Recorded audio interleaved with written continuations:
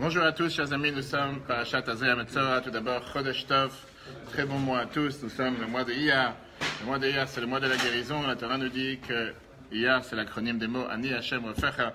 Je suis Dieu, ton docteur, ton médecin. Et donc, que Dieu fasse qu'on entende des bonnes nouvelles de tous les peuples juifs, partout où ils se trouvent, particulièrement pour nos frères et sœurs en Israël. Et des bonnes nouvelles pour tous, avec la réfouach shlema pour tous ceux qui ont besoin. Aujourd'hui, nous sommes en plein Parashat Azria Metzora, la parashat qu'on a commencé finalement après 3 semaines d'attente, puisque nous avons parlé longuement sur les lois des animaux cachers, les lois des animaux non cachers. Ça, c'était la semaine dernière. Et cette semaine, on va parler des humains. On a parlé longuement sur la parashat de cette semaine, dans le cours de 14h30 tout à l'heure, pourquoi la Torah elle passe tout d'un coup des lois des animaux aux lois des humains. Et on a expliqué longuement à 14h30. Aujourd'hui, on peut voir un replay sur l'application E-Torah, ainsi que sur Facebook. L'importance de la Torah voulait nous montrer 2 points. Tout d'abord, le fait que l'humain a été créé après l'animal, pour nous dire qu'on est plus bas que l'animal et qu'on doit garder un peu se garder en recul, si on peut dire, et dire en sorte que Dieu a créé d'abord les animaux après l'humain, pour que si jamais un humain va se dire « je suis plus fort et mieux que tous et je peux écraser tout le monde », on va lui dire, rappelle-toi que Yitush Kadmar, que même un moustique t'a déjà devancé. Ça, c'est un avis. Un autre avis, bien sûr, c'est l'avis qui vient nous expliquer que Dieu il a voulu créer l'humain dans un monde où tout est prêt. Imagine-toi qu'on serait né le premier jour où il n'y a encore rien sur la planète. On aurait été un peu paumé, un peu perdu. Alors que là, tout a été créé, tout est déjà prêt, on peut déjà venir et tout est déjà placé pour nous. Avec les 2 différentes avis, et tout celui qui veut pourra regarder le cours en replay, comme on a dit tout à l'heure, de 14h30. Aujourd'hui, on va parler des sujets majeurs, qui est un sujet que beaucoup de gens comprennent de manière erronée, qui est ce qu'on appelle le lashon hara. Mauvaise langue, médisance, gossip, on va parler de tous les termes de toutes les sortes, mais c'est surtout le fait qu'une fois que la Torah nous a appris comment on peut, tu peux regarder en live, comment la Torah nous a appris faire attention à ce qu'on met dans la bouche, juste après la Torah te dit que c'est pas moins important qu'est-ce qu'on fait sortir de la bouche. Et c'est pour ça que les parachutes se suivent. D'abord, la Torah te dit fais attention à ce que tu mets dans la bouche, et après, Tazria Metzora fais attention à qu'est-ce que tu dis et qu'est-ce que tu parles. Alors d'abord, la question générale. Si je demande à quelqu'un qu'est-ce que ça veut dire la lashon hara, comment se fait-il qu'aujourd'hui il n'y a pas la lèpre? La lèpre qui existait à l'époque, bien sûr. La tsarat, dans laquelle on parle dans la parasha de cette semaine. Si c'est si grave que ça, et si on est tous des gens qui disent du lashon hara à longueur de journée, en tout cas je parle pour moi, automatiquement on aurait dû tous être lépreux. Ce qui n'est pas le cas, puisqu'aujourd'hui cette maladie n'existe pas. Aujourd'hui, ce que la Torah nous parle, tsarat, ça n'existe pas, ça a disparu. La lèpre qui existe aujourd'hui, ça n'a rien à voir avec la lèpre qui parlait à l'époque. Mais au final, si c'est quelque chose de si grave que ça, si c'est quelque chose que tout le monde comprend, la lashon hara, etc., dire du mal de l'un de l'autre, on n'est pas là pour apprendre les mots de la lashon hara ce soir, alors comment ça se fait que tout va bien? Il n'y a aucun problème. Apparemment, s'il y a un problème, si on fait quelque chose de mal, on aurait dû tous être punis, voir quelque chose de mal. Et pourtant, en 2 mots, les gens croient que la lashon hara, c'est ce qu'on peut parler de mal. L'un sur l'autre, l'un avec l'autre. On va voir dans le discours du Rabbi ce soir, longue explication basée sur la Gemara, le Midrash, comme quoi c'est beaucoup plus raffiné que ça. Raffiné que ça qui veut dire, beaucoup de gens s'imaginent que la lashon hara, médisance, veut dire, je dis, l'un il a fait, l'autre il a fait. Et qu'est-ce qui se passe si on est assis ce soir juste pour boire une bière? Qu'est-ce qui se passe si ce soir on est assis juste pour prendre une cigarette, juste pour boire un café ensemble? On va être un bon Français, on va dans un café de quartier, un café du coin, on va passer le temps, on va parler ensemble. Gossip, qu'est-ce que ça veut dire gossip? Parler pour parler. On ne va pas parler pour dire du mal. On n'a pas dit qu'on va parler du mal de quelqu'un. Parler pour parler. T'as vu l'interview hier soir? Et t'as vu comment les journalistes il a parlé? T'as vu l'autre journaliste? Parler pour parler. Alors tu vas dire Bituzman, c'est encore une autre chose. Bituzman, ça veut dire du temps perdu. Mais t'as aujourd'hui des gens, comme on va voir après, que tout leur être, toute leur marque de fabrique, toute leur existence, c'est juste de ce qu'on appelle du... Je sais pas comment on peut traduire ça, ça s'appelle... Chavoteur, vous pouvez rester là si vous voulez. Vous pouvez passer, rentrer, sortir, comme vous voulez. C'est ce qu'on appelle du concierge. Qu'est-ce que ça veut dire concierge? C'est des gens qui viennent à parler, pour s'intéresser à la vie d'un autre, s'intéresser à la vie des gens d'autour, sans aucun but. Il n'y a aucune raison. Et qu'est-ce que tu cherches avec cette information? Parler pour parler. T'as vu, j'ai entendu que la mère de l'autre elle est malade. T'as vu, j'ai entendu que l'autre il est décédé. T'as vu, l'autre il est tombé malade. Et donc? Et qu'est-ce que tu vas en faire avec? Non, j'ai entendu. Et ça te bouge quelque chose, ça te fait agir quelque chose, ça te fait faire quelque chose de positif. Je vais aller le visiter, je vais aller faire une prière pour lui. Rabbi, une fois, il avait s'était exprimé dans un discours très fort en disant, t'as entendu qu'il y a un problème? Est-ce que tu t'es évanoui de ce problème? Est-ce que ça t'a touché à cœur? Et t'as des gens que tout leur être, du matin jusqu'au soir, c'est de, je sais pas comment on dit ça en français, considérer, ragot. De parler de l'un, de parler de l'autre, et lui il a fait, l'autre il a fait. T'as vu ce qu'ils ont? Et qu'est-ce que tu gagnes avec tout ça? C'est sur ça qu'on va s'arrêter ce soir. On va voir que ça c'est une plaie qui touche tout le monde. Et beaucoup de gens malheureusement qui ne sont pas dans l'action. 100% c'est ce qu'on va voir ce soir. C'est parce que les gens s'imaginent que c'est mauvaise langue. Bien sûr, c'est des autres critères. On va voir ce sens, d'accord? Et on a vu à la fin, on va voir bien sûr à la fin que le Cohen, c'était celui qui avait le devoir de décider si cette plaie elle était pure ou impure. Si elle était impure, la personne qui était touchée, elle avait le devoir de sortir en dehors de chez lui, en dehors du camp du peuple juif pendant 7 jours, jusqu'à ce que ça s'arrête. On a vu ça longuement l'année dernière, on peut voir ça le cours en replay sur Torah, l'application, avec les différentes étapes. On avait vu d'abord ça touchait les maisons, après ça touchait les habits, et après ça touchait le corps. Et c'était pour montrer comment la plaie qui a évolué, qui ne pouvait pas s'enlever, jusqu'à ce que la personne comprenne qu'il est parti trop loin. Mais, au final, quel était le but? Revenons en arrière. Quel était le but de Tsarat, de cette plaie qui existait à l'époque, qui était la lèpre? C'était pour faire en sorte que les gens arrêtent de parler du Lachon Hara. C'est pour ça qu'il y avait cette plaie qui existait. Comment? Le fait que quelqu'un il vient, il parle en classe, tu le mets à la porte. En règle générale, le fait de l'écarter de tout le monde, puisqu'il a cherché à diviser les gens, alors automatiquement la Torah disait va dans un coin. Tu as voulu faire une division, tu vas te séparer de tout le monde. Oui. C'est la seule avéra qui avait une matérialisation dans la... Qu'on voyait l'effet spirituel sur l'objet matériel, 100%. Tu peux me dire le cours ici? Et donc, les gens s'imaginent que ça a à faire particulièrement avec... Les gens s'imaginent que ça a à faire malheureusement avec des mauvaises personnes. Des richaim, des gens qui parlent du mal le matin jusqu'au soir. On va voir comment d'après la Kabbale et d'après la Chassidoute ce soir, c'est bien au contraire. C'est quelque chose qui touche en général les plus belles personnes, les plus bonnes personnes, les personnes les plus raffinées, les personnes les plus élevées. Comment est-ce possible? Comment est-ce possible que la Lachon Hara peut toucher les personnes les plus mauvaises? Apparemment, ça n'a pas de sens. Et c'est pour ça qu'on va prendre aujourd'hui Rambam, Maïmonide, et on va voir comment Rambam nous décrit qu'il y a deux sortes de Lachon Hara. Il y a deux sortes de mauvaises langues. D'accord? Et on va voir comment ça est en concordance avec la Chassidoute, avec la mystique juive. Et on va comprendre une nouvelle manière d'interpeller et de décider qu'est-ce que ça veut dire la Lachon Hara. D'abord, revenons avec le début de la paracha. L'introduction. La lèpre affectant les hommes, est-ce qu'on est tous concernés? Le paradoxe du lépreux, sur le côté. D'abord, la Torah lui attribue le titre le plus élevé, Adam. Et pourtant, il est isolé et considéré comme mort. La Torah considère qu'un Metzora, il était considéré comme quelqu'un de mort, non vivant.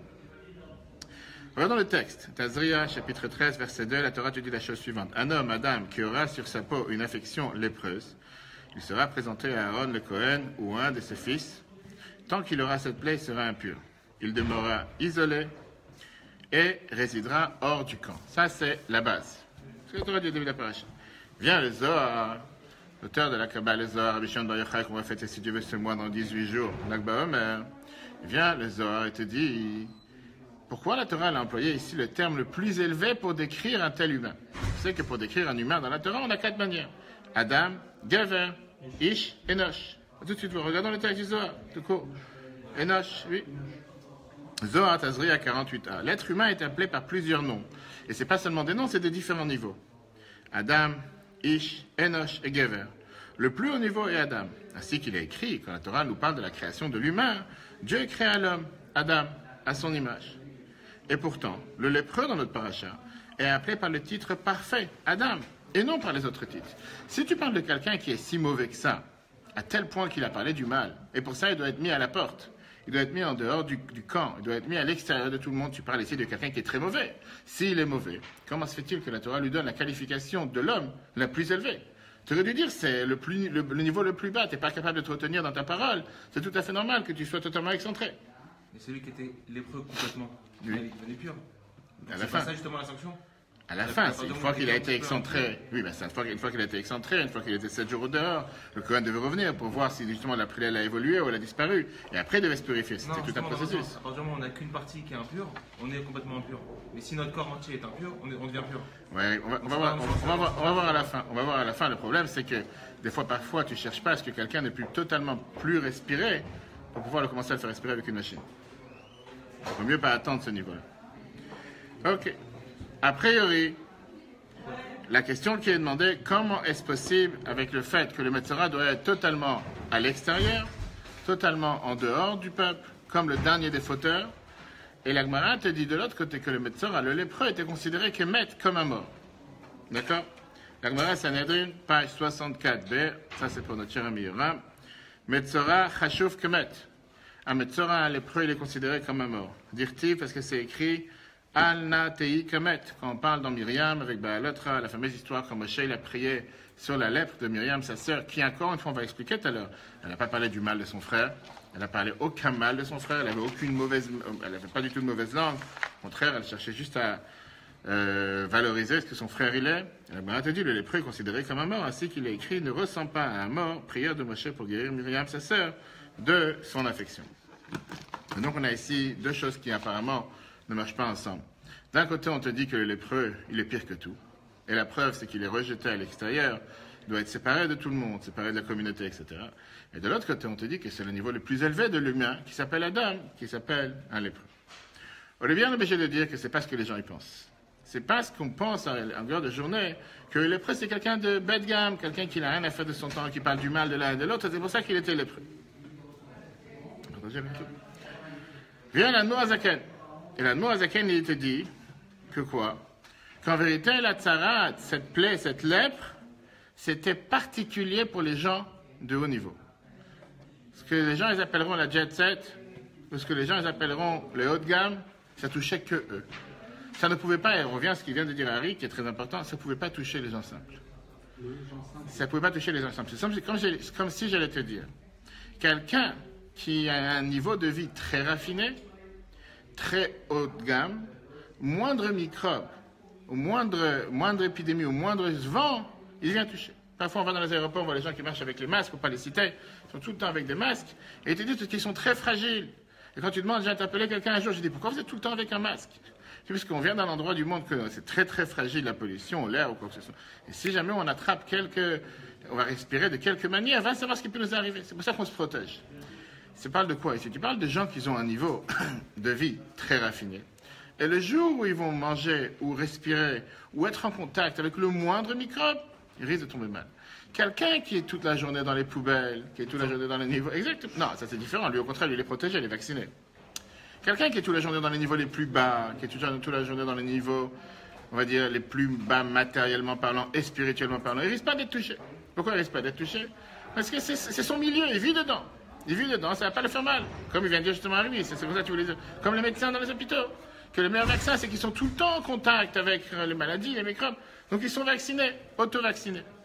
Quand tu parles de quelqu'un qui n'a jamais mis les pieds dans un hôpital, il n'a jamais mis les pieds dans quoi que ce soit, dans un environnement où il y a un peu de froid, ou dès qu'il y a un changement de température, on ouvre une fenêtre, un petit courant d'air, ça y est, il a attrapé froid. Ça, c'est ce que la Noazaken était dit. C'est pour ça que la tsara, cette lèpre, pouvait toucher seulement les gens les plus élevés. Ça ne touchait pas tout le monde. Regarde dans le texte. On parle des gens qui sont tellement raffinés qu'ils ne sont pas capables de supporter le moindre parole qui est hors norme. On ne parle pas maintenant de mauvaises paroles, on ne parle pas maintenant de dire du mal. Regarde dans le texte. Cette plaie n'affecte que les personnes quasi parfaites. En fait, cette plaie n'affecte que les Adam, les hommes quasi parfaits. Hein? 100%, tu te vois. Les gens comme toi. L'écoutez Torah Tazria 22b. Tu as ton nom, Adam représente un niveau de perfection dans tout. Lorsque celui-ci a réparé tous les niveaux élevés, il peut subsister sur sa peau dans son plus bas niveau du mal et des déchets. Ce qui produit des symptômes surnaturels de lèpre dans sa chair, voulant rejeter ce mal. C'est pourquoi ces lois ne sont pas pratiquées de nos jours. La meilleure preuve, car ce phénomène de perfection quasi absolue ne se trouve pas chez nous, sauf pour une personne qui se trouve parmi nous. Mais en règle générale, ça ne se trouve pas chez nous. En général, aujourd'hui, on n'a pas une personne comme ça qui est tellement quasi parfaite. Et c'est la raison pour laquelle, justement, cette plaie n'existe pas aujourd'hui. Tu en parles des gens parfaits, des gens qui, même pendant, en train d'écouter, sont en train de parler, t'as une place ici. Où tu cherches, on t'a gardé la place, on t'a demandé, comme Mashiach, on s'est dit chaque instant où il est. Et comme on parle des gens quasi parfaits, c'est pour ça que tu viens d'arriver. On parle des gens quasi parfaits. Et donc, viens, la Noazaken t'explique, on parle ici des gens que la plaie ne peut pas les toucher, ne peut pas leur faire du mal. Parce que tu rappelles des gens qui ont un corps tellement parfait qu'automatiquement ils ne sont pas capables de supporter n'importe quel microbe, n'importe quel détail qui pourrait éventuellement leur faire du mal, leur corps les rejette. Et ça répond à la question qu'on a demandé au départ. On voit clairement qu'aujourd'hui, on n'a pas cette maladie. Pourquoi on n'a pas cette maladie? Parce qu'aujourd'hui, dire qu'on est tous des gens quasi tellement raffinés et tellement purs, ça n'existe pas. Et automatiquement, on n'est pas touché par cette maladie. Parce qu'on n'est pas à un tel niveau. Prenons aujourd'hui avec toutes les allergies qui existent sur tous les paquets de bonbons, chocolat, gâteaux, tout ce que tu veux. On te met 20 000 lignes pour te dire que c'est attention pour tous ceux qui sont allergiques au gluten, à la farine, aux noix, au beurre. En deux mots, quand tu fais la liste, personne ne peut toucher. Parce que chacun se retrouve dans un aliment. Automatiquement, c'est des gens que dès qu'ils vont goûter quelque chose, qui sont allergiques à la farine, allergiques aux œufs, allergiques au lait, dès qu'il y a un petit pourcentage de quoi que ce soit, aujourd'hui, les gens posent des questions, c'est écrit sur le paquet parvé, peut contenir du lait. Donc pourquoi c'est écrit parvé? La mauvaise réponse, j'avais vu ça dans tous les paquets. Pourquoi? La bataille de chichim, il n'y a rien de tout. Sauf que les gens, les fabriques se protègent tellement, ils ont tellement peur que si jamais quelqu'un qui est allergique à une goutte de lait va savoir ce qui peut lui arriver, si jamais on va trouver, préfère se protéger, je t'ai prévenu. Mais tu crois vraiment que dans ces trucs-là, ça c'est ce qu'ils écrivent. Et donc c'est exactement la même chose. Le Metzora, on parle de quelqu'un qui est tellement parfait que la minute où il commence à parler de la médisance, la minute où il commence à parler du gossip, automatiquement, son corps, il est en... C'est comme quelqu'un, tu as des gens qui sont allergiques aux produits laitiers, aux farines, ou quoi. Mais c'est juste quand ils en mangent. Il y en a qui sont même allergiques avec toucher des noix, toucher des amandes, toucher des céréales. Même ça, c'est tellement dangereux. Je me rappelle, une fois, j'étais à New York chez un ami, et il y avait un anniversaire, et il y avait des, je sais pas, il y avait des choses sur la table, comme d'habitude. Et il y avait un ami à moi qui est venu, il m'a dit, je t'en supplie, dis-moi s'il y a des noix quelque part. Puis, des noix, des amandes. J'ai dit pourquoi? Parce que c'est mon fils qui vient. Si jamais il touche, c'est très dangereux pour lui. Il n'a pas d'en toucher. À tel point, c'est un enfant de 5-6 ans. Il est tellement allergique, c'était vraiment un danger de vie pour lui. Il y a des gens qui, au toucher, sont tellement purs, sont tellement raffinés qu'ils ne sont pas toucher quoi que ce soit. Ça, c'est ce que l'Admor Azaken nous dit par rapport au médecin. Alors, c'est très beau, comme on dit sur la chassidoute, mais il faut revenir terre à terre. Parce qu'au final, tout le but de cette paix, c'était pour faire en sorte que les gens s'éloignent du Lachon Hara. C'est comme on l'a dit tout à l'heure. C'était la raison pourquoi on éloignait la personne du public, pour ça on le mettait hors de tout le monde. Et on va tout de suite voir que la Gemara nous dit que la plaie venait comme punition et comme avertissement sur la mauvaise langue. Donc encore une fois, on parle ici de quelqu'un de raffiné, pourquoi il devrait avoir une punition? Si tu me dis qu'à peine il a ouvert sa bouche, il a dit quelque chose qu'il n'aurait pas dû dire, pas forcément quelque chose de mal, il est touché, pourquoi tu as une punition? Ça peut être un avertissement. On va tout de suite voir ce que la Gemara nous dit, ce que Rambam nous dit. D'abord, Rambam, dans les lois de comportement, il dit que cette plaie ne provient-elle pas de médisance de l'homme. Rambam te dit clairement que la Gemara, Erkin, page 15b, nous dit Shalosh Averot Nifraim Edanam Bolam Hazeh. Les sages ont dit, pour 3 fautes, l'homme est puni dans ce monde et n'a pas de part au monde futur. Quelle faute? Avodat Kochavim, l'idolâtrie, Giloy Arayot, les rapports interdits, Shichud Damim et le meurtre. Jusqu'à là, tout va bien. Velashon Hara Keneged Kulam. Et celui qui a la médisance équivaut à elle toutes, comme si tu as fait tous les 3 péchés ensemble. Tu imagines que tu tues des gens tous les jours, et tu as des rapports interdits tous les jours, et tu fais l'idolâtrie tous les jours. Et il te dit plus loin que ça. Kol Amesaper Belashon Hara, quiconque médit et considérait qu'il ou kofer baïka, comme s'il niait le principe fondamental de l'existence de Dieu. Il continue. Shlosha Lashon Hara Oreget. 3, les propos médisants tuent 3 personnes. Aomro, celui qui les dit. Vamekablo, celui qui les accepte. Faisait Shemer Alav, celui de qui on parle. Et on a parlé de ça longuement les cours précédents, on ne va pas revenir aujourd'hui. Qu'est-ce que ça veut dire et pourquoi une telle chose? Mais, ça c'est dans les lois du comportement. Viens dans les lois de plaie, tout Matzarat. Rambam te dit dans les lois de l'impureté de la lèpre, et il te dit chapitre 16-10, ce que la Torah désigne comme la lèpre, ce n'est pas un événement ordinaire, mais plutôt un signe et un prodige au sein du peuple juif pour le mettre en garde sur la médisance. Celui qui médit, les murs de sa maison changent. S'il s'arrête, sa maison est purifiée. S'il persiste, jusqu'à ce que la maison soit démolie, les ustensiles en peau de sa maison, sur lesquels il s'assoit et se couche, seront touchés. Puis les vêtements qu'il porte. S'il reste mécréant, sa peau change d'apparence, il devient lépreux, et il est séparé et signalé tout seul, afin de ne plus se consacrer aux discussions des impies, qui sont raillerie et médisance. On a ici 2 choses totalement contraires. D'un côté, on a l'Admor Azaken qui vient et qui nous dit d'un côté qu'on parle ici d'un tzaddik tellement pur, que dès qu'il a un brin de vent qui passe, puisque la température est descendue d'1 degré, il a tapé froid, parce qu'il est vulnérable, parce qu'il est tellement fragile qu'il ne peut pas supporter un brin de vent qui n'est pas convenable, une parole qui n'est pas convenable. Et là, tu as le Rambam Maïmonide qui te dit qu'on parle ici du plus gros fauteur sur terre. Un tueur, un violeur, quelqu'un qui verse du sang, quelqu'un qui fait l'idolâtrie. On ne peut pas parler de la même personne. C'est impossible qu'on parle ici de la même personne. Il y a bien ici quelque chose qui ne va pas. Et on doit comprendre qu'on parle ici ou de deux personnes différentes, ou de quelque chose qui n'a rien à voir avec ce qu'on pourrait décrire comme mauvaise langue. Quand on dit équivaut à trois, ça veut dire que c'est la même chose, ça veut dire que la conséquence est la même. C'est-à-dire que tu as fait les trois. Comme si tu as fait les trois péchés. Pourquoi tu as dit qu'il a Pourquoi tu dis qu'il n'a pas de part au monde futur? Pourquoi pas de part au monde futur? Qu'est-ce que ça veut dire? Que tu as dit une simple parole. Donc on est bien obligé de dire que ce que Rambam décrit ici, c'est parce que nous on appelle la Shona. Et c'est ce qu'on va tout de suite voir. Basé encore une fois sur Rambam lui-même. C'est le prochain paragraphe. On va voir d'abord comment Rambam continue. Parce que des fois les gens ils prennent une loi et ils s'arrêtent avec cette halakha. Ou là, la halakha du jour. On reçoit sur WhatsApp, on reçoit sur Facebook, la halakha du jour. Tu sais ce qui est écrit avant, tu sais ce qui est écrit après. Est-ce que tu sais quel est le contexte? Est-ce que tu sais parfois une halakha expliquée par rapport à une autre halakha? C'est la halakha du jour. Continue la suite, et c'est ce qu'on va voir maintenant. D'après ce qu'on vient d'écrire, chapitre 16, verset 10, c'est bizarre. Regarde dans la suite. J'ai fait une phase de discussion des impies que Rambam a décrit. La discussion des impies, c'est quoi? C'est les paroles futiles menant à renier Dieu. Vous voyez tout à l'heure que c'est considéré comme l'idolâtrie.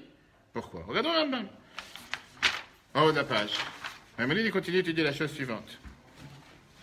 À ce sujet, la Torah met en garde. Méditez sur ce qui est arrivé à Myriam, la prophétesse qui a parlé contre son frère. Alors qu'elle était plus âgée que lui, elle avait élevé sur ses genoux et s'était mise en danger pour lui sauver du fleuve. Elle ne parla pas de mal contre lui. Elle n'a rien dit de mal contre son frère. Elle n'a pas parlé quelque chose de mal. Mais au contraire, qu'est-ce qu'elle a dit? Mais elle s'était mise en danger. Elle n'a pas de mal contre lui, mais se trompa en le mettant au même niveau que les autres prophètes. Et lui ne lui tint pas rancune. Pas seulement qu'elle n'a pas parlé du mal. Deuxièmement, elle n'a pas cherché à le rabaisser. Lui, il n'a rien pris, il n'a pas pris à cœur du tout ce qu'elle a dit. Et pourtant, elle fut immédiatement punie de lèpre. A fortiori, cela s'applique-t-il aux hommes impies et sots qui ne cessent de relater de grands faits. Ils commandent par des propos futiles, puis ils en viennent ainsi à médire sur les justes, puis à médire sur les prophètes, et à remettre en question leurs paroles jusqu'à en venir à parler contre Dieu, et renier l'essentielle existence même de Dieu. Et comme ça, Rambam termine. Pourquoi il a commencé à dire que la Shonara, c'est comme l'idolâtrie? Parce que c'est pas que la première parole que tu as dit, tu as fait quelque chose de mal. Myriam, elle n'a rien dit de mal. Seulement, tu commences avec une parole, d'une parole vient une autre parole, d'une autre parole vient une autre parole, jusqu'à ce que tu finis par parler contre Dieu. Et tout ça, c'était un chemin qui a... Maintenant, pourquoi Myriam, elle a tout de suite été frappée? Comme on l'expliquait tout à l'heure. On parle de quelqu'un tellement pur, tellement élevé, tellement raffiné, qui ne veut pas supporter un simple microbe. Ça, c'était par rapport à Myriam. Elle a payé la maison, les vêtements... Et... Rien du tout, aucun rapport. Non, mais encore une fois, elle ne méritait pas tout ce prêt-là. Qu'est-ce qu'elle a fait de mal? Mais revenons sur le Rambam qu'on vient de lire. Parce que Rambam, il emploie ici des termes que, apparemment, on a lu rapidement, de relater des grands faits. Qu'est-ce que c'est de relater des grands faits? T'as vu les nouvelles, t'as vu l'intervention du président hier soir? Qu'est-ce que j'ai dit de mal? J'ai dit quelque chose de mal. Je pas dit qu'il fallait le regarder. J'ai rien dit. C'est rien de mal. Des grands faits, c'est ça s'appelle des grands faits.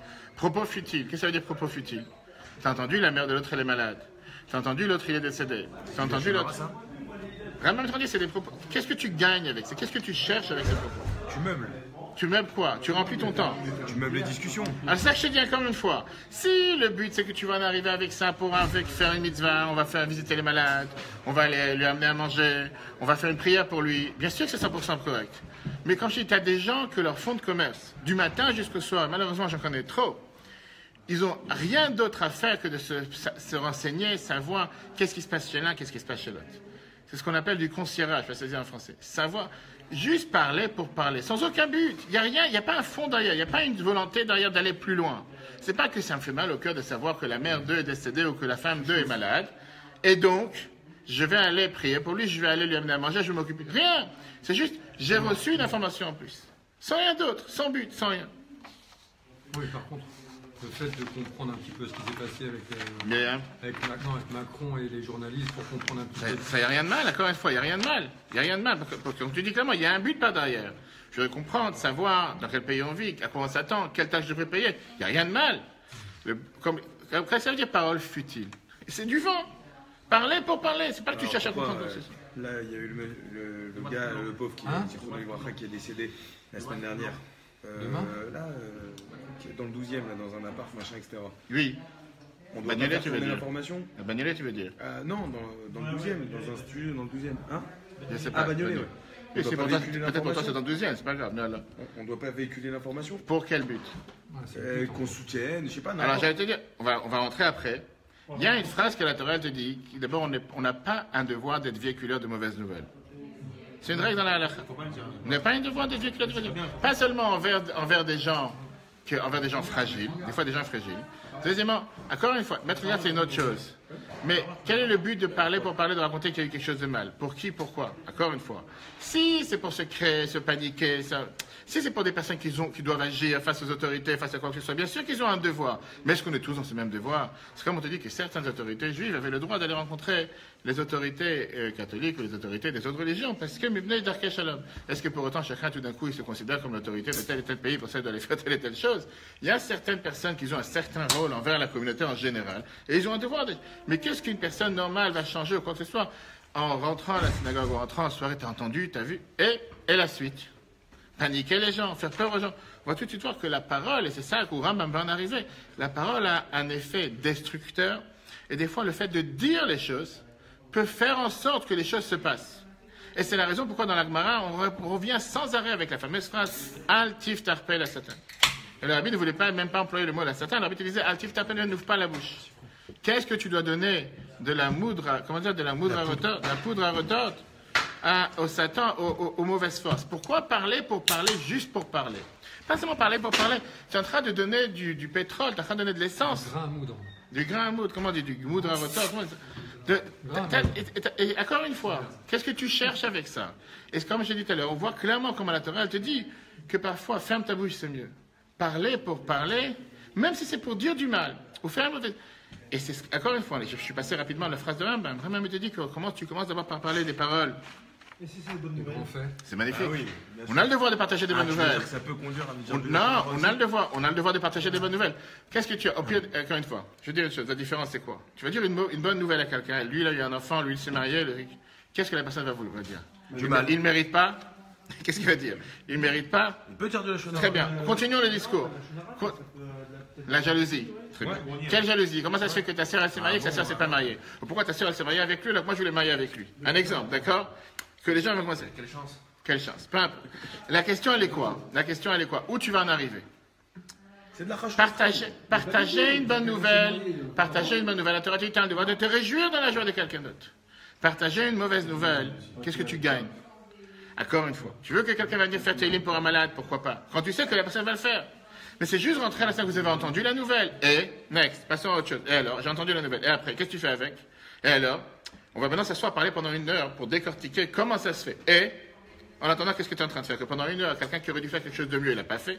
Quelqu'un qui aurait dû apprendre, il l'a pas fait. Quelqu'un qui aurait pu prier, il l'a pas fait. Quelqu'un qui aurait pu faire quelque chose de constructif, il l'a pas fait. Et on a parlé pour parler. Et au final, on a parlé 2 heures. Et à la fin, on va dormir. Je trouve qu'on dit avec la Shonara quand il y a une bonne nouvelle qui est annoncée pour tâcher. Mais encore une fois, c'est pas rien dire, c'est ce que je viens de te dire. Rambam te dire, encore une fois, répète le texte qu'on vient de lire. Relater des grands faits, commente par des propos futiles. Qu'est-ce que ça veut dire propos futiles? Traduis-moi. Propos futiles, ça veut dire parler pour parler. Il n'y a pas de suite. Quelqu'un vient te dire, l'autre, il a eu un enfant, il s'est marié. Mais attends, je suis content pour lui. Next, passons à autre chose. Qu'est-ce qu'il y a? Quelqu'un va être jaloux. Comment ça se fait qu'il a eu un enfant, il ne mérite pas? Comment ça... Alors, je vais te dire, allons plus loin, c'est ce que j'étais en train de dire tout à l'heure. Disons qu'une personne va agir comme ça. Viens la Torah te dit, tu parles comme ça. Et toi, tu mérites, oui. Toi, tu mérites, oui. Par ça que tu as commencé à parler du mal. La personne qui t'a répondu un mal, lui-même, il se porte du mal contre lui. On ne dit jamais rien, ni bonne ni mauvaise. Tu peux lui dire. Mais pourquoi pas? Tu veux partager une simcha? On connaisse la frontière, on n'arrive pas à délimiter la frontière. On va arriver, on n'a pas fini. On est en plein milieu, on arrive. Toi, tout ce que tu dis, c'est sain et pur. Tout ce que tu dis, c'est accepté. Parle des gens comme nous. Parle pas des gens comme toi. Des êtres humains, voilà. Parle pas des gens extraterrestres. Regardons d'abord, comme je te dis, et c'est justement la question que la Bible demande. D'après ce que Rambam nous dit, on a ici 2 problèmes. Premier problème, Rambam te parle ici de ce que ça veut dire la shon hara. Qu'est-ce que ça veut dire la shon hara? Mauvaise langue. Mauvaise langue, quand je traduis mauvaise langue, ça veut dire mauvaise parole, parole interdite. Alors pourquoi, si tu me parles de mauvaise langue, si tu me parles de paroles interdites, pourquoi Rambam il vient et te dit ici que les paroles des Rechaim, c'est d'ivrei avant et des paroles futiles? Paroles futiles, ça veut forcément dire des paroles interdites. C'est ce que je dis. Parole futile ne veut pas dire parole interdite. Quand je te dis, tu as parlé du parole futile. Comment tu dis? Parole en vain, c'est-à-dire interdit. On a parlé du match, je sais pas, c'est pas cher. Quelqu'un m'a dit tout à l'heure, j'étais dans une maison, tu m'as pas dit, est-ce que j'ai vu la série Fauda ou quelque chose pareil? J'ai dit, j'ai vu, on arrive en Israël, tous les panneaux qui sont affichés, je n'ai même pas pensé, je me suis dit, encore une fois des têtes, je préfère pas dire. Quel rapport? C'est des paroles futiles. Ça me dérange pas, quelqu'un, il me dit, mais t'es pas normal, mais t'as raté l'occasion du siècle. Ok, j'ai raté beaucoup de choses certainement dans ma vie. Mais là, Rambam, je sais pas de quoi j'ai vu les panneaux en Israël. Quand tu vas partout les panneaux, je me dis, c'est encore une attaque terroriste. Non, mais là, c'est une série, on peut pas dire de la Shonara sur une série. Va parler la Shonara contre... Dis la Shonara contre le mur. Ah, mais frère. Parle contre le mur de la Shonara. Passons à la suite. Alors, on parle pour nous. Rambam te dit que c'est... C'est ça, c'est la question que la Bible demande. La Shonara, traduction, veut dire mauvaise parole. D'accord? Mauvaise parole veut dire parole, mauvaise parole interdite. Rambam te dit pas de mauvaise parole. Rambam te dit on parle ici, on parle de paroles futiles, du vrai havaï. Non, ça c'est la Torah. Et le c'est des paroles de Torah. C'est des débats halachiques. La Torah te dit qu'on a le droit de débattre dans la Torah. Au contraire, kinat sofrim tabech chachma. Le fait qu'on débat dans la halacha, on débat. Au contraire, c'est très bien. Ça rajoute la sagesse de la Torah. Yagdil Torah veut dire, etc. Deuxièmement, si Rambam il cherche à te décrire après ce qu'on vient de dire, tout ce qui est la mauvaise langue, pourquoi il ne te dit pas ce qu'il a dit tout à l'heure dans les lois de comportement, que tu transgresses sur les 3 interdictions, que c'est plus grave que tuer, plus grave que avoir des relations interdites, et plus grave que l'idolâtrie? Là, il ne te dit pas ça. Là, il te dit, on parle ici de paroles qui sont paroles futiles, ou bien il te dit de paroles de grands faits. Et il te dit que grâce à ça, et à cause de ça, tu peux réussir et tu vas y arriver à faire telle et telle chose. Et donc, on est bien obligé d'arriver à la conclusion, tout ça c'est pour arriver à la conclusion, qui est que la gravité de la médisance comporte 2 aspects distincts. Il y a ce que les gens comprennent par la Shonara, et il y a ce que la Torah comprend par la Shonara. Aujourd'hui, le plus grand endroit de la Shonara, c'est Facebook. Les gens se cachent derrière un écran, et ils peuvent insulter tout le monde pour tout et n'importe quoi. Et ils disent, je ne suis pas responsable de quoi que ce soit. Et en plus, c'est que les gens ils te disent Shonara. C'est pas ça qu'on peut dire. Aujourd'hui, il y a une nouvelle langue hébreu, une langue qui est propre à Facebook. D'accord? Moi, je suis Shonara. Eh ben, ça va. Faut pas dire Mchen. Je commence à t'expliquer ce que les gens me racontent. Laisse tomber. Viens, regarde comment Rambam te décrit. Le Rabbi te dit la distinction qu'on est bien obligé de dire qu'il y a ici 2 sortes de personnes. D'accord? Premièrement, la Shonara veut dire 2 choses. Il y a d'abord parler une mauvaise langue. Qu'est-ce que c'est de parler une mauvaise langue? Il y a les paroles et la personne. On a dit tout à l'heure que ça tue 3 personnes, etc. Parole et la personne. D'abord, il y a ce qu'on appelle quelque chose qui peut venir des mauvais traits de caractère de celui qui parle. Quelqu'un qui est mauvais de l'intérieur. Pour parler en bon français, quelqu'un qui est pourri de l'intérieur. Quelqu'un qui est jaloux. Quelqu'un qui a une haine. Et qui veut juste causer du tort. Ça le dérange que les autres réussissent. Ça le dérange que les gens, que l'autre il a une certaine réussite. Alors, puisqu'il ne peut pas faire comme l'autre, puisqu'il ne peut pas arriver au niveau de l'autre, puisqu'il n'est pas prêt à faire des efforts comme l'autre, la seule chose qu'il est prêt à faire, c'est quoi? C'est de parler. Tu as vu ce qu'il a fait, tu as vu ce qu'il a dit, tu as vu ce que l'autre... Et pourquoi et comment? Comme ça. Mais encore une fois, tu as des gens que même si tu leur dis rien, ils vont passer par la porte par l'arrière pour savoir ce qui se passe. Tout à l'heure, je parlais avec une personne qui me parlait sur une personne, encore une fois, dommage, je ne peux pas dire de nom, qui me disait comment cet ami qui est devenu avec toi ami suite à un cours et qui était tellement intéressé à écouter le cours, quelqu'un que je sais très bien qui ne peut pas voir ce que tu fais, qui est tellement jaloux de ce que tu... Il a demandé aussi à un ami. J'ai dit, mais comment il est arrivé alors qu'il... Je fais, tu sais quoi, tu as des gens que s'ils ne passent pas par la porte, ils ne passent pas par la fenêtre, ils passeront par le tuyau d'évacuation et par le tuyau d'acheminée, ils vont passer par autre chose. Tu as des gens qui sont... C'est tellement leur fonds de commerce, qu'ils ont tellement rien à faire, que tout leur être, tout leur but, pourquoi ils sont sur Terre, c'est gossip, parler pour parler. Ah, il y avait une application comme ça. Ça s'appelle Gossip. C'était la Shonara.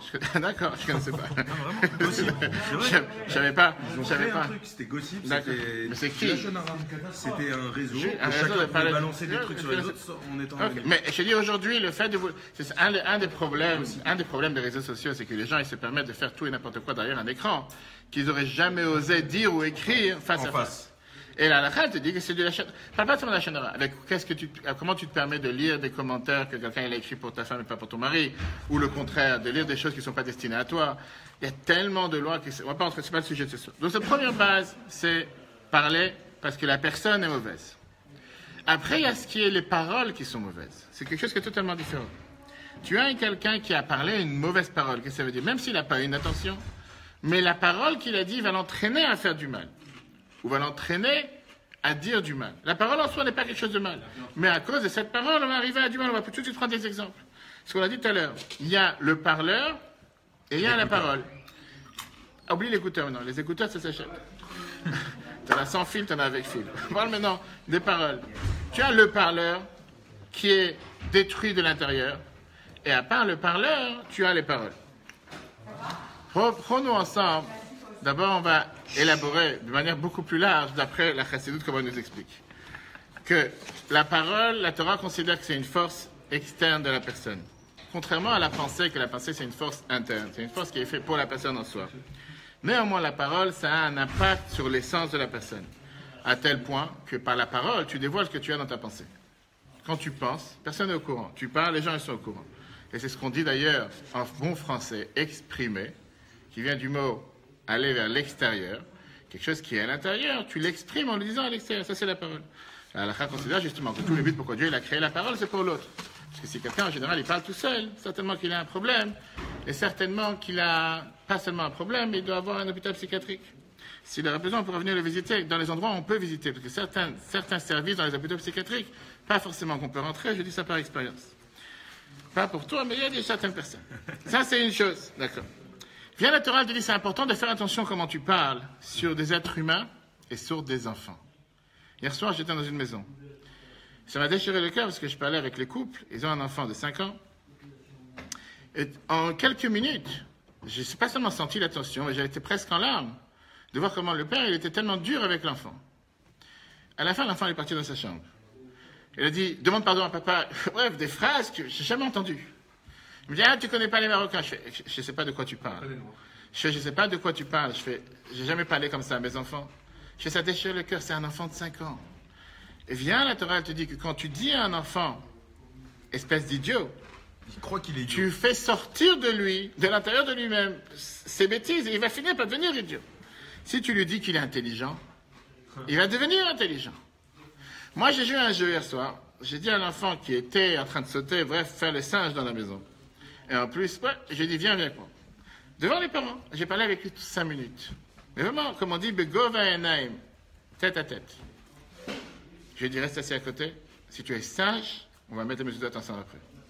Seulement si tu es sage. Tu veux qu'on mette les mesures, c'est pour ça que je suis venu. Tu veux qu'on mette les mesures ensemble, reste sage. Je t'ai dit que pendant 5 minutes, il n'a pas bougé. La mère me dit, je sais pas de quoi il... c'est pas normal, c'est pas mon fils. Je fais, mais pourquoi crier, pourquoi frapper, pourquoi l'insulter? Parle avec lui, c'est un enfant de 5 ans, il peut comprendre ce que tu dis. Mais tu vas voir, ça n'a pas duré. Après, il s'est relevé, avec sa sœur. Okay. J'ai dit, ce que j'ai entendu, j'aurais pu faire un livre. J'ai dit, mais c'est ton fils? Qu'est-ce que tu l'écris avec les mots les plus pires de ce que tu vois dans la rue? Qu'est-ce qu'il a déjà fait, le pauvre? Il a à peine 8 heures du soir, il est en train de sauter en l'air. Je suis soit content, remercie le bon Dieu que tu as un enfant qui saute en l'air. Il y a tellement de gens qui voudraient avoir un enfant qui fait du bruit. Ah, t'inquiète pour les voisins. T'inquiète, les voisins, de toute façon, ils sont contre toi. Parce qu'il me dit, il n'aime pas. Je fais oublier les voisins. Sois content, t'as un enfant. La Torah te dit, c'est la manière comment tu décris un enfant, comment tu dis quelque chose sur une personne. C'est comme ça que la personne, elle devient. La Bible te dit que c'est la raison pour laquelle, quand quelqu'un, il s'énerve, la meilleure des choses, c'est de fermer sa bouche. Pourquoi se taire ou parler tranquillement? Même quand tu es très énervé. Parce que quand tu t'énerves, plus tu cries, plus la colère s'envenime. Et plus tu vas crier encore plus. Alors que quand tu parles froidement, calmement, automatiquement tu calmes la colère. Encore plus, des fois. Je ne dis pas seulement que ça n'énerve pas, je dis je le fais régulièrement. Avec beaucoup de personnes, je les ai raconté plusieurs fois. Le plus pire des choses, c'est de s'énerver. Quelqu'un qui va s'énerver contre toi, parle calmement. C'est encore très énervant. Énervant par rapport à qui? Tu n'es pas en train de mettre du feu. Enfin, je vais masquer ma voix. Dans un coup. Dans une voix déformée. On parle de... Justement, alors justement, tu as oublié le cours qu'on a vu, tu as oublié le cours. C'est le cours que j'ai parlé Shabbat longuement sur le Homer. J'ouvre la parenthèse qu'on est en train de parler sur le Homer. On vient de commencer un mois sur tout le Homer. Dans lequel on a parlé la chose la plus bizarre, que les élèves de Rabbi Akiva, qui vient et qui te dit que la base de toute la Torah, c'est d'aimer son prochain comme soi-même, et que ce même Rabbi Akiva perd 24 000 élèves parce qu'ils n'ont pas respecté les uns les autres. Ça n'a pas de sens. Je ne vais pas refaire tout le cours, c'est un cours très riche, mais un mot. Le Rabbi te fait remarquer sur le fait qu'on n'a pas dit qu'ils n'ont pas aimé les uns les autres. Ils ont aimé les uns les autres. Rabbi Akiva n'a pas parlé de respect. Rabbi Akiva, il te parle de Na'agu. Rabbi Akiva te dit, tu aimeras ton prochain comme toi-même, c'est une base de toute la Torah. Eux, on te dit, le Na'agu, kavod, c'est basé. Ils n'ont pas respecté les uns les autres. Aimer ne veut pas forcément dire respect. Maintenant, regardons ce que Rambam me dit par rapport au couple, ça c'est pour toi. Pour sa femme, après je l'appelle. Rambam te dit qu'un homme, il a le devoir de respecter, pas dire aimer. Il n'y a aucun devoir d'aimer sa femme. Je n'ai pas dit qu'il ne faut pas l'aimer. Une seconde, je termine. Je te dis la phrase que Rambam te dit. On a le devoir de respecter sa femme plus que son corps et l'aimer comme son corps. La Torah te dit la respecter plus que son corps. Et après, la Torah, Rambam continue. Et pareil, la femme, elle a le devoir de respecter son mari. On parle de respect. Ça veut dire quoi? C'est-à-dire quoi comme son corps Ça veut dire, qu'est-ce que ça veut dire plus que son corps? Ça veut dire que le respect passe avant l'amour. Le respect passe Aimer ne veut pas dire pense comme moi et pour ça je t'aime. Et si tu penses pas comme moi, je t'aime pas. Non. Le problème des élèves de Rabbi Akiva, c'était quoi? C'était le fait que même s'ils étaient à 180 degrés à l'opposé l'un à l'autre, dans le service de Dieu, il faut pouvoir se dire, tu as le droit d'être à l'opposé. Être d'accord, d'être en désaccord. Être d'accord, d'être en désaccord. Avec le respect. Tu as le droit de penser différemment. Je te dis clairement, plein de fois tu vas dans des maisons des endeuillés. Plein de fois tu parles avec des personnes. On n'a jamais vu ça chez nous. Ok, c'est bienvenue au club. Tu n'as jamais vu ça chez nous. Et maintenant tu vas apprendre quelque chose de nouveau. Mais tu as des gens qui sont tellement fermés, qui sont tellement formatés d'une seule pièce et qu'on ne peut pas les reformater, qui te disent, on n'a jamais vu ça chez nous, ça ne changera jamais. Pourquoi pas? Parce que tu n'as jamais vu, on ne peut pas changer. Sois ouvert à découvrir quelque chose. C'est pas un plan Vigipirate. Plan Vigipirate, c'est pour la rue. Comme aujourd'hui, on met des barrières partout, on ne peut pas se garer nulle part. Pas obligé de voir. Tu peux être ouvert. Et ça, c'était leur problème. Et c'est pour ça que... Maintenant, c'était pas parce qu'ils avaient un manque d'amour l'un envers l'autre. Ils avaient un grand amour l'un envers l'autre. Mais ils étaient avec un tellement manque de respect l'un envers l'autre que c'est pour ça que c'est passé ce qui s'est passé. Ça, c'est la parenthèse par rapport à ce que tu as dit par rapport à ta femme. Je ne sais pas qui ou pas. Ah, non, je ne peux pas. Moi non plus, je ne sais pas de qui je parle. Okay. Maintenant, revenons au sujet. Viens, Rambam. Et donc, qu'est-ce qu'on vient de voir de tout ça? Qu'il y a une force particulière dans la parole de l'humain. La parole de quelqu'un, ça a une force. Quand tu dis quelque chose, ça a une force. Et c'est pour ça qu'on a dit tout à l'heure, le fait de ne pas ouvrir sa bouche, ne pas parler pour ouvrir la bouche pour le Satan et pour les mauvaises langues, juste parler du mal pour dire du mal. Tu peux juste tirer sur toi la foudre parce que tu es en train de parler du mal. Parle pas, dis pas, qu'est-ce que tu as parlé? Qu'est-ce que tu as parlé? On oublie, passe à autre chose. Et si c'est pour rigoler? Et c'est encore pire, hein, ces paroles futiles, des paroles en vain. Qu'est-ce pour rigoler? Rigoler de quoi? Rigoler avec des copains. Si c'est pour maudire tes ennemis. La halakha, c'est pour n'importe quel juif. Un enfant, tu ne vas pas aller en vouloir. Un enfant, il ne va pas faire attention à ce qu'il fait. Alors après, on va rentrer dans le débat. Tu as peut-être une très bonne question. Sur le débat, est-ce que quelqu'un d'adulte qui a 40 ans, il ne se comporte pas forcément comme un enfant qui n'est pas au courant? Pas en vouloir. Il y a des fois des gens qui n'ont jamais appris, qui ne savent pas. Peut leur enseigner. Mais regardons d'abord ce que la Bible nous explique. Rambam, il vient et te dit quoi? Qu'est-ce que c'est quoi? C'est quoi ces paroles des Réchaim, des mauvaises personnes? Il ne dit pas qu'il parle des mauvaises choses interdites, des choses qu'on n'a pas le droit de parler. Tu dis que d'abord, il te parle des grandes choses. Reprenons le texte qu'on a vu tout à l'heure. Et pourtant, à fortiori, ça s'explique aux hommes, un pied et ceux qui ne cessent de relater de grands faits. Qu'est-ce que c'est de grands faits? Je ne sais pas, tu parles de la lune, du soleil, n'importe quel événement qui n'a aucun but et qui n'a aucun sens. Et alors? Ils sont attachés à aucune mauvaise qualité de notre humain, ils ne sont pas en train de rabaisser qui que ce soit, mais c'est des paroles futiles. Et petit à petit, ils arrivent jusqu'à parler des paroles qu'ils n'auraient pas dû parler. Et si on peut expliquer, si on peut comprendre, des fois on dit des choses qui ne sont pas adaptées pour nous, mais on pense pas, on n'a pas voulu dire ces choses-là. Et on pense que j'ai juste dit. La Torah te dit, c'est pas juste dit. Parce que tu as commencé à dire une telle chose, demain tu diras une autre chose, et va savoir jusqu'à où tu vas en finir. Et le pire, c'est quoi? C'est que de la parole, ça peut passer après l'action. Sans expliquer tous les autres détails, on verra ça, c'est pour ça que Dieu, il veut qu'on arrête dès qu'on arrive au stade parole. Qu'on est encore en train de parler des paroles futiles, qu'on s'arrête là. Pour pas parler plus. On ne parle pas maintenant d'arabe, on ne parle pas maintenant de quelqu'un qui doit dire les choses claires, et quand tu dois trancher la halakha, tu dois dire les choses claires, c'est permis, c'est interdit. Lui, c'est une personne infréquentable, lui, c'est une personne fréquentable. Clairement, on a vu, on a parlé ça encore une fois Shabbat, c'était par rapport à Pirkei Avot. Comment ça se fait que Rabbi Shua ben Prachia vient et te dit, Vedan et kol adam b'kasrut. Tu dois juger chacun pour le mérite. Pour le mérite. Quelqu'un qui est un voleur, le cambrioleur du quartier, tu diras, certainement, il n'avait pas quoi manger chez lui. Qu'est-ce qu'il n'avait pas mangé? Il n'arrête pas de cambrioler les gens, il n'arrête pas de faire du mal aux gens. Maintenant, certainement, il avait quelque chose de bien. Et la majorité des décisionnaires te disent clairement que ça ne s'applique pas à tout le monde. Ça ne s'applique pas pour tout le monde. Quelqu'un que tu sais que c'est quelqu'un de mauvais, tu as un devoir de prévenir les gens. Et de faire en sorte que les gens fassent attention, qu'ils ne tombent pas dans son piège. Comment tu vas faire en sorte que quelqu'un qui a trompé une personne une fois, deux fois, trois fois, je n'ai pas envie de dire la Shonara, tout d'un coup, tu joues le tzaddik. 100%. T'as un devoir. Il y a une règle dans la halakha que devant quelqu'un d'aveugle, tu n'as pas le droit de mettre un piège. Quelqu'un va te demander, il va te dire, est-ce que tu as travaillé une fois avec lui? Et cette personne, c'était quelqu'un qui a trompé, qui a volé, qui a fait tellement de mal. J'ai pas le droit de dire, pas de la shonara. Tu sais que la personne qui dit ça, il te met tous les doutes dans la tête pour que tu dises, c'est quoi, on ne veut pas avoir. Dis les choses, tu disais quoi, moi, c'était tel cas, telle circonstance, voilà ce qui s'est passé. Le reste, je ne sais pas s'il va le faire avec toi. Renseigne-toi comme il faut. On a le droit de dire ça. Mais 100%. Si tu le fais pas, et la personne l'a pris et est tombée dans le panneau et s'est fait un piège, c'est toi qui es coupable. Et si on nous a raconté ça, on n'a pas le droit par contre de le répéter. Encore une fois, qu'est-ce que tu vas déduire de ce Qu'est-ce que tu vas... On est dans un milieu particulier. Tout le monde se connaît plus ou moins, machin, etc. Quel numéro de cellule? 613. D'accord. Il y a des 613. Je sais pas il y a des installateurs. Il y a 4 chiffres en général. Maintenant, si ce mec-là, il a planté un copain à moi sur un paiement, il devait le payer, il l'a pas payé. Oui. Et que j'ai un autre copain, il vient me voir, il me dit tu le connais celui-là? Je dis oui, apparemment il a pas payé lui. Exactement. J'ai le droit de dire Mais 100%, t'es pas en train de dire. Tu le mets en garde. En flag. Mais t'es complètement faux. C'est le mec qui va m'a pas maintenant. Pas sûr. Bah, si t'es pas sûr, c'est autre chose. Maintenant que tu as un cas, tu m'as dit qu'il te l'a fait à toi, qu'il t'a trompé Non, à j'ai dit toi. s'il a dit à un copain à moi. Il a dit, je parle pas de dire. Quelqu'un qui s'est mal comporté avec toi. T'es parti voir un docteur qui t'a dit, moi j'ai la solution miracle pour maigrir. Je dirais pas de nom. Parce que j'ai pas trouvé ce docteur. Pour l'instant, j'ai pas trouvé ce docteur.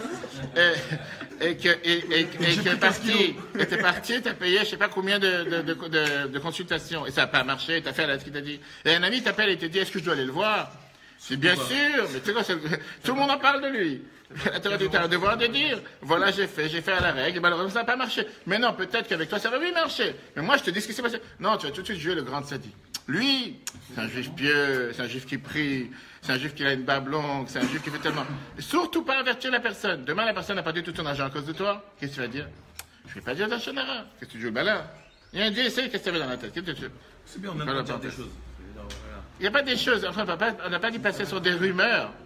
C'est basé sur un fait. Comment tu vas aller acheter quelque chose, un produit chez quelqu'un, et que la personne te dit, chez lui, tu vas trouver la personne la moins chère du quartier. Et tu sais que tu as acheté 3 produits, les 3 ils sont mauvaises. Et la personne te dit ce que je dois acheter chez lui, tu fais, je ne vais pas dire la chanara. D'abord, la première des choses, tu lui mets des doutes. Et deuxièmement, tu es en train d'envoyer la personne à se faire avoir encore une fois. C'est un devoir de faire en sorte que la personne ne se fait pas avoir. C'est parce que ça n'a pas plu. J'ai acheté 3 fois ce produit chez lui, il s'est cassé, je te dis clairement. Maintenant, ça se peut que moi, je suis quelqu'un qui n'a pas de mazal. Et toi, tu auras du mazal que le 4e produit marchera. C'est ça, c'est ce que je dis. Ça, c'est ce que je te dis. Je ne vais pas lui dire, moi, j'ai pas eu de chance, toi, tu auras de la chance. Moi, maintenant, encore une fois, je peux encore dire, il ne faut pas aller le voir, va le voir. Mais moi, je te dis que moi, j'ai acheté 3 produits, n'ont pas marché. C'est tout. Voilà. Maintenant, ça se peut, comme je te dis, qu'il a vu ta tête et t'a donné juste les produits qu'il ne fallait pas. Ça se peut aussi.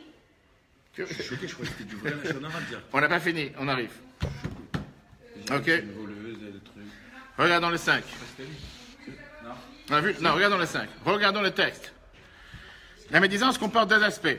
1. Une parole négative provenant des traits de caractère négatifs du médisant, jalousie, haine. Mais là, ça dépend de la personne. Pourtant, préjudice de la personne sur laquelle il médit. C'est de cet aspect que Maïmonide traite dans les lois de comportement qu'on a vu tout à l'heure.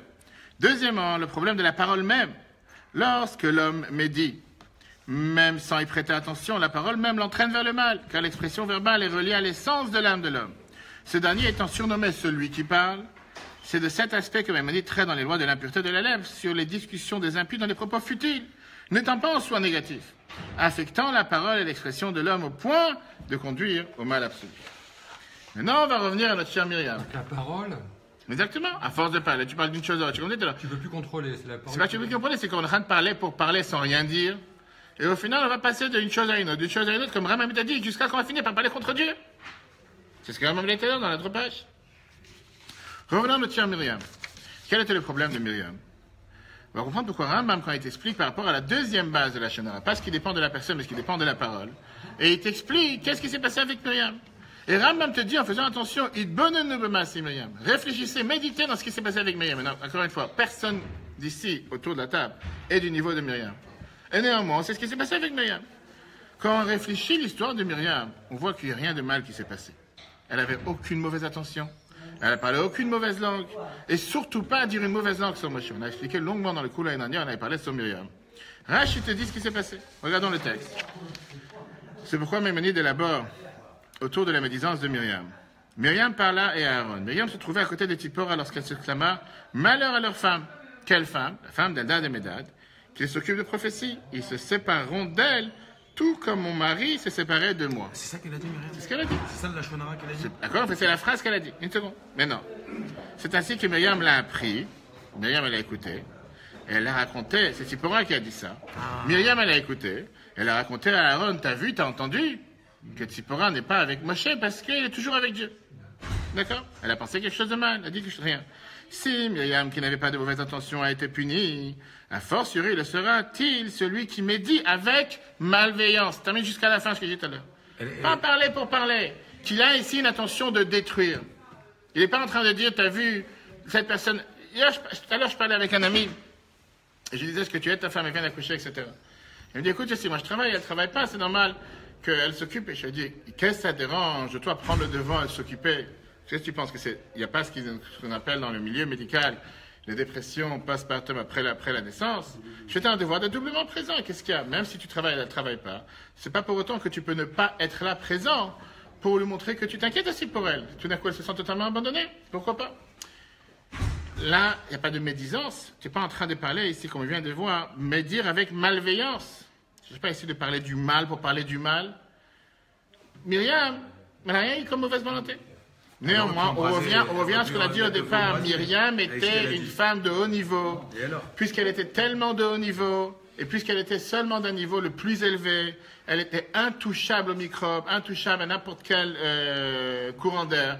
Ce qui a fait que n'importe quelle chose, n'importe quel vent qui est passé, elle a été touchée. Mais ça, c'est Myriam. Oublie Myriam, mets Myriam de côté. On parle de nous. Pas de Myriam. Toi, t'es Myriam. Parle de nous. On parle de nous comme quoi, vraiment, même bien été dit de faire attention, à plus forte raison, celui qui va médire avec médisance. Qu'est-ce que ça veut dire avec malveillance, pardon. C'est parler du mal de l'autre. Tu as vu comment son mari s'occupait d'elle, tu as vu comment sa femme s'occupait d'elle, Et qu'est-ce que tu gagnes avec ça? Tu vas rien gagner. Laisse-moi tranquille. Regarde ce que la Bible t'explique. Une seconde, devant, terminons. Regarde, la Bible te dit la chose suivante. Ça, c'était Rashi. Quand tu vois comment Rambam il vient et te décrit, ce qui s'est passé avec Myriam. Myriam, d'abord, était la grande sœur de Moshe, numéro 1. Deuxièmement, Myriam s'est toujours occupée de son frère, jusqu'à ce qu'elle a risqué sa vie pour son frère. Moshe n'a même pas fait attention à ce que Myriam a disait. Le problème, c'était quoi avec Myriam? Encore une fois, c'était pas juste de la mauvaise langue.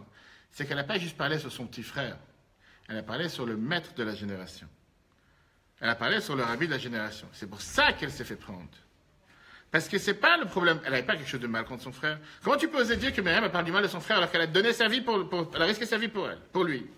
Pas seulement qu'elle a risqué sa vie pour lui, c'est grâce à elle que Moshe est né. C'est pas ça, j'en avais déjà longuement la dernière fois. Le problème de Myriam, c'est qu'elle a osé parler contre le maître du peuple juif. Oui, c'est ton frère, mais c'est pas juste ton frère.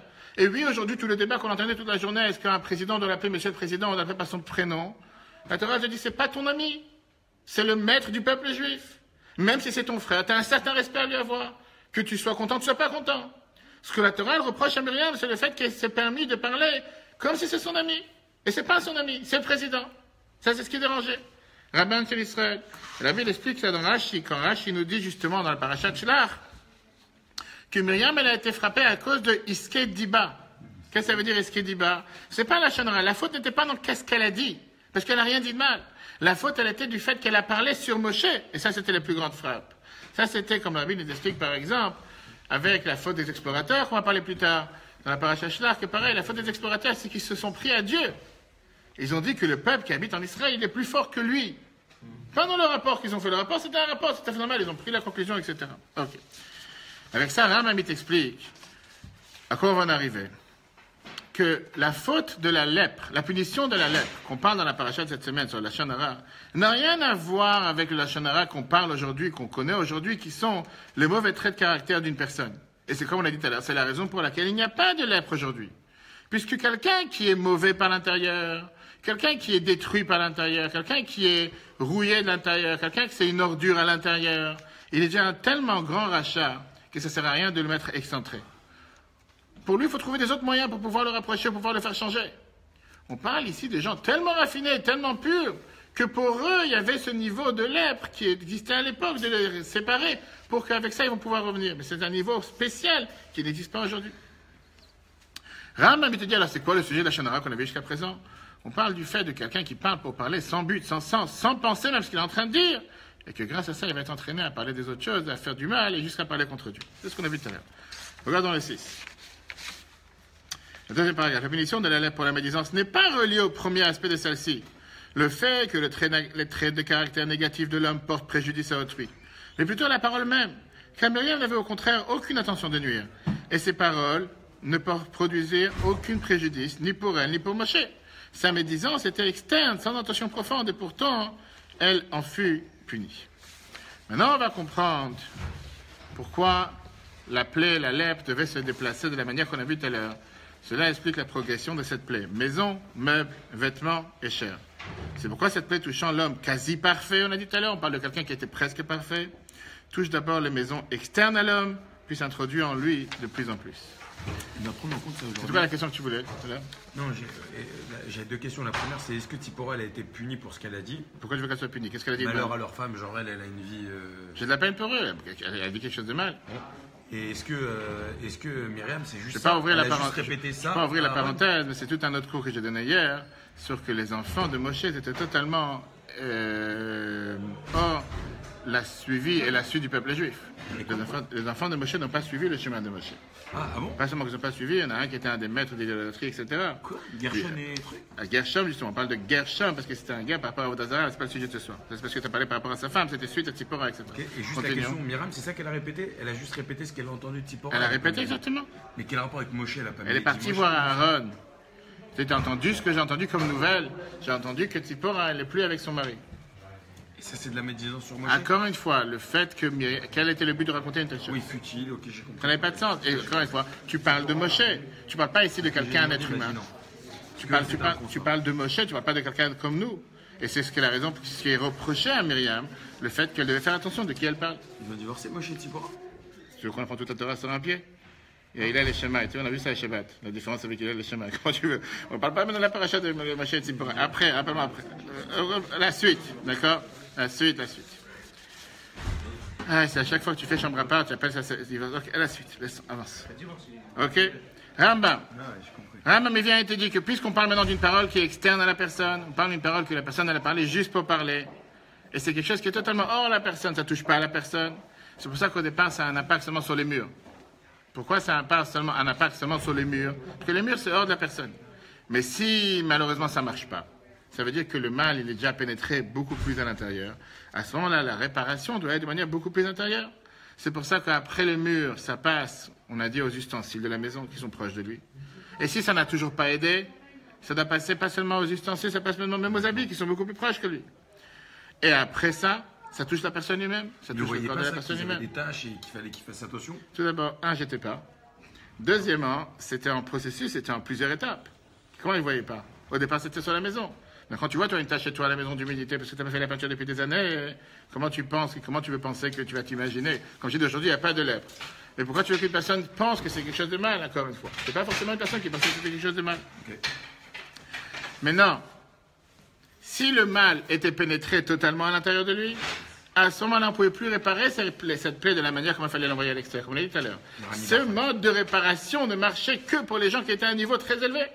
Ça ne marchait pas pour tout le monde. Quelqu'un qui était mauvais de l'intérieur, ça ne pouvait pas marcher. Et c'est pour ça qu'on parle des gens les plus élevés. Il était touché ou il ne pouvait pas? Que touché. Mais sur tout ce processus qu'on vient de voir, on parle des gens qui sont extrêmement raffinés. Comme on dit tout à l'heure, un médecin qui tourne toute la journée à l'hôpital, il ne peut pas tomber malade. Je te disais, celui qui est tout impur, il est pur. Pour ça, je ne vais pas rentrer dans cette parenthèse. Pas qu'il est pur, c'est que ce mode de protection ne marchait pas pour lui. D'accord? Mais le point le plus beau de tout ça, c'est la suite. Qui était celui qui, au final, devait venir pour purifier, pour faire re-rentrer dans le peuple juif? Celui qui était... Pourquoi le seul qui était capable, c'est même pas un docteur. Il fallait que le chacham y vienne et qu'il dise ce qu'il a vu, si la plaie elle est bonne ou pas bonne, pure ou impure. Et lui, il n'avait pas le droit de le dire, c'est pas lui qui décidait. C'est le Kohen qui devait venir, le grand prêtre, le prêtre, qui devait venir et décider si c'est apte ou si c'est pas apte, si c'est impur ou pas impur. Pourquoi pas le médecin? Qu'ensuite tu dis, je vais chez un médecin, il va dire, moi je pense que tu as la grippe, mais moi je ne peux pas te le dire. Va aux urgences et là-bas ils vont te le dire. Pourquoi je suis parti chez le médecin alors? Je suis parti chez le médecin pour qu'il me le dise, pas pour qu'il me l'envoie chez les urgences. Regardons d'abord le 7. Cela explique la progression de cette plaie, maison, meubles, vêtements et chair. Lorsqu'on commence à médire, la parole est totalement externe, elle ne touche pas l'homme du tout. C'est pourquoi la plaie ne touche que la maison étant totalement externe à l'homme. Cependant, plus il parle, plus il est entraîné par sa parole et le mal s'introduit profondément en lui. Nous comprenons à présent que l'explication d'Admor Azaken que les plaies arrivent précisément à l'homme parfait, ayant tous réparé, sauf l'extrémité de ses moyens d'expression, concorde parfaitement avec l'explication de Maïmonide qui explique la vigilance à avoir sur la parole en elle-même, même si elle n'est pas négative, étant externe à l'homme. Et maintenant, on va comprendre, comme j'ai dit tout à l'heure, la raison pourquoi le Tzora pouvait être purifié seulement par le Kohen. À tel point que la Masachet Negaim, pour notre cher ami Yoram, nous dit la phrase suivante. que si tu as un Kohen Amaharet, tu as un Kohen ignorant, un prêtre ignorant, il devait venir avec un Chacham qui n'est pas Kohen. Il devait être à deux pour pouvoir constater les faits. L'huissier, il n'y a que le Kohen qui pouvait dire, exactement.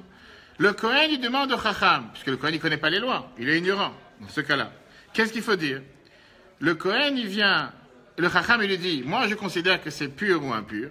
Et là, le Kohen, il vient et il dit, je décide que l'homme, il est pur ou il est impur. On a expliqué ça longuement il y a 2 ans. Pourquoi le Kohen, qui était celui qui peut faire la bénédiction de bénir le peuple juif avec amour, lui, il peut décider si on peut repousser un juif du camp du peuple juif ou pas.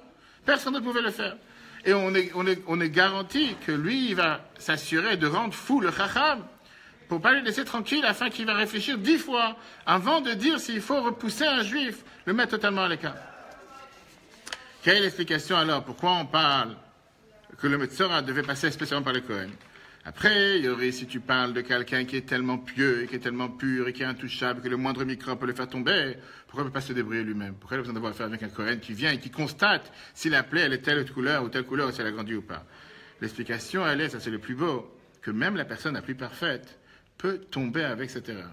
Même la personne la plus parfaite, comme ceux qui sont assis ici à table, peut parfois s'imaginer qu'il y a quelque chose qui n'a rien de mal, ça peut être quelque chose de mal. Quelque chose qui est une parole totalement hors de lui, qui n'a pas forcément quelque chose de mal à l'intérieur, quelque chose que la personne n'a pas pensé dire du mal, et néanmoins, il peut tomber avec ça. Pourquoi on a besoin d'avoir le Kohen? Le Kohen est considéré le summum de la bonté dans la Torah. On a besoin de la parole du Kohen, que le Kohen, il vient et il dit qu'il est pur, pour faire descendre, comme on l'a dit tout à l'heure, que par la parole du Kohen, qui dit qu'il est pur, automatiquement la personne devient pure. Pour ça, j'ai 2 histoires. Mais avant ça, l'enseignement majeur qu'on apprend de tout ça, c'est comment on doit faire attention à ce qu'on dit. Parler tout court. Il n'y a aucun but d'aller parler pour parler. Il y a plus forte raison quand tu sais que tu vas dire une parole qui peut être destructive, juste pour détruire une personne, juste pour faire du mal à une personne, juste pour parler, pour se dire, oh, moi je l'ai dit, qu'est-ce que tu vas gagner avec ça? Tu vas rien gagner. Je dis, il y avait 2 histoires. Premièrement, pourquoi ça devait être le Kohen? Pourquoi ça devait être le Kohen quelque part? Parce que la Torah te dit, avec quel droit tu vas venir et décider que cette personne est impure? Peut-être que cette personne elle est pure. Peut-être que cette personne, en vérité, elle n'a pas eu une mauvaise pensée. Peut-être que cette personne, en vérité, elle n'a pas eu quelque chose de mauvais, elle ne voulait pas forcément quelque chose de mauvais. 2 histoires. Premièrement, quand on parle de la Shonara, combien de fois, dans des dizaines de lettres, le Rabbi rappelle que la Shonara, c'est pas seulement sur l'autre, c'est aussi sur soi-même. On n'a pas le droit de dire de la Shonara sur soi-même. Quand il dit, est-ce que tu es capable? Est-ce que tu es fort? Est-ce que tu peux? Est-ce que tu as fait tel acte de bonté? Est-ce que tu peux faire tel mitzvah? Ah, ça pour moi. Qu'est-ce que tu joues le... C'est du mensonge. Qu'est-ce que tu donnes du mauvais nom sur toi-même? Si tu sais que tu l'as fait, tu sais que tu es méritant, tu sais que tu réussis, tu as le droit de dire oui. De là à dire que pour ça tu dois être orgueilleux, on n'a pas dit que tu dois être orgueilleux. Il n'y a aucun devoir de dire de la Shonara sur soi-même. Deuxième point, c'est que parfois on parle. Oui, il y avait un docteur à New York qui s'appelait le docteur Zelikson. Le docteur Zelikson, c'était un docteur qu'en le voyant, pas forcément tu serais parti prendre un rendez-vous chez lui. Il était toujours assis avec un vieux chapeau, avec une écharpe en été comme en hiver, avec un manteau. Bref, il n'avait pas du tout l'air d'un docteur. En 2 mots, il n'avait pas les lunettes sur le nez, bref, il n'était pas. Tout le monde savait que c'était le docteur Duravi. Combien de centaines de personnes, ma sœur a une histoire, combien de centaines de personnes ont eu un problème de santé et qui demandaient au Rabbi une bracha? Alors il dit, allez voir le docteur Zelikson. Qu'est-ce qu'il allait? Il te donnait, même pas il te donnait des antibiotiques, quoi que ce soit. Je sais pas, il te mélangeait du jus d'orange avec de l'eau, il te dit, tiens, prends ça 2 fois par jour, ça va guérir. Et les gens savaient que pourquoi le Rabbi te demandait de passer par lui? Pour que la bénédiction de la guérison passe à travers les médias qui sont les moyens naturels. Il faut que ça passe par un docteur naturel, pas par quelqu'un qui s'imagine que moi je vais sauver la planète. Une fois que tu passais chez le docteur, et que tu dis, ah tu t'es brûlé, c'est rien, laisse tomber, c'est rien, mais je sais pas, mets de la matzah dessus, ça va partir. Puisqu'un docteur il a dit que c'est rien, maintenant la bracha peut descendre. Pourquoi j'ai inventé cette histoire? La force de la parole. Des fois par ça que tu dis quelque chose de bien sur quelqu'un, tu fais descendre le bien sur la personne. Quand tu dis quelque chose de mal sur une personne, automatiquement, c'est pas qu'on est superstitieux, la Torah ne croit pas dans la superstition, la Torah ne croit pas dans tout ce qui est les paroles, je dis va faire attention, non, mais quand des fois tu peux dire, combien de fois la Torah dit faire attention à comment on parle, parce que, un simple exemple, toute l'année on ne fait pas forcément attention à la prière, arrive les lois de Rosh Hashanah Kippour, on te dit que pourquoi on dit Vezochenu lechaim, Vezochenu lechaim, tu viens se souvenir pour la bonne vie, viens le Shulchan Aruch, code de la Juge te dit, fais attention qu'on ne dit pas lachaim. Pourquoi pas l'Achaïm? Parce que l'Achaïm en araméen voudrait dire non-vie. Va savoir. Tu penses vraiment quand tu es en train de prier dans la Mida, tu demandes à Dieu, mentionne-moi pour non-vie. Mentionne-moi pour la vie. Pourquoi tu penserais que ça mentionne-moi pour non-vie? Viens, je connais dit que Rosh Hashanah Kippour, on fait tellement attention à chaque phrase que tu dis. À tel point qu'on fait attention à ce qu'on mange. À tel point qu'on fait attention à la... Tu vas prendre quelque chose de vinaigre. Enfin, savoir, tu vas avoir une année vinaigrée. Quel rapport? Quel rapport? Parce que tu as pris quelque chose de... On voit comment certaines choses, la Torah dit de faire attention à comment tu dis. Est-ce que pour autant, après tout ce long débat, ça se revient à ce que tu as dit, c'est important, quand il y a quelque chose que tu dois interdire, quand il y a quelque chose que tu dois mettre en avant, mettre en garde, quand il y a quelque chose que tu dois faire attention que quelqu'un ne tombe pas, tu dis, je dis pas la shonara. Moi, je dis pas la shonara. Qu'est-ce que tu dis pas la shonara? Je te demande un renseignement sur cette personne, elle est fiable. Je te demande, est-ce que je peux travailler avec, est-ce que cette personne, elle est sortie avec cette... Plus que ça. Aujourd'hui, dans tout ce qui est le monde de fiançailles, etc., ce que les gens ils appellent un shidur, présenter une personne à une autre. Quand tu sais qu'une personne, il y a quelque chose qui pourrait être avec un problème, qui pourrait être... Tu n'as pas le droit de faire comme si rien n'était. Tu peux donner des pistes, tu n'as pas envie de parler clair. Renseigne-toi, va savoir. Mais juste fais non. C'est la personne la plus saine sur terre, la mieux sur terre. Parce que grâce à ma parole, la personne va devenir normale. Tu sais que la personne a un problème de santé. Je connais personnellement une personne, c'était il y a environ 20-25 ans, qui était malade, qui prenait des médicaments pour des crises psychiatriques. Pas épilepsie. Des crises psychiatriques, il y avait des problèmes psychiatriques. Et il devait prendre des médicaments tous les jours. Et quand la personne est sortie pour rencontrer une fille, c'était pour se marier, on a demandé à la personne, il y a des questions que demande tout le monde, est-ce que la personne elle est normale, est-ce que tout va bien? Et la personne répondait, oui, tout va bien. Et la famille a tout fait pour couvrir, pour surtout que la pauvre fille ne se rende pas compte. Tôt ou tard, la personne s'est rencontrée, ils ont dû se séparer. Quel était le but de vouloir voiler, de vouloir faire en sorte qu'elle n'est pas au courant? Tu vas dire, mais comment tu as pu dire de la shonara? Comment tu peux dire de la shonara? Je veux dire à une personne, tu dois faire attention, ne pas faire attention, si c'est un danger, si c'est pas un danger. En tout cas, ça c'est juste, comme on dit, le début de la montagne, de tout ce qu'on a vu. On n'a encore rien vu sur toutes ces lois, sur la paracha de cette semaine. Le plus important, c'est que la Torah nous dit que Mashiach, il est appelé aussi un lépreux. Parce que le Rambam me dit que les autres, on voit ça dans la Gemara plusieurs fois. Pourquoi Mashiach? Parce qu'en habitude, alors on parle des gens les plus haut de gamme. Aujourd'hui, on n'est pas dans ces caractères, on n'est pas dans ces cas de figure. Que Dieu fasse que Mashiach soit présent encore aujourd'hui. Chodesh Iyar, le mois de la délivrance, on vient de finir le mois de la délivrance, le mois de Nissan, et on commence le mois de la guérison, Ani Hashem Rafecha. Dieu fasse qu'on puisse mériter de se voir avec Mashiach à Yerushalayim encore avant la fin de cette semaine, qu'on va tous célébrer le rassemblement de tous les peuples juifs à Yerushalayim avec tout ce que tu veux, et qu'on entende des bonnes nouvelles de tous les peuples juifs partout pour tous. Et maintenant que Roy est arrivé, on est garanti que Mashiach est là. Que Dieu vous bénisse. Le cours sera en replay sur l'application E-Torah juste après, dans 1 heure ou 2. Et si Dieu veut, à la semaine prochaine.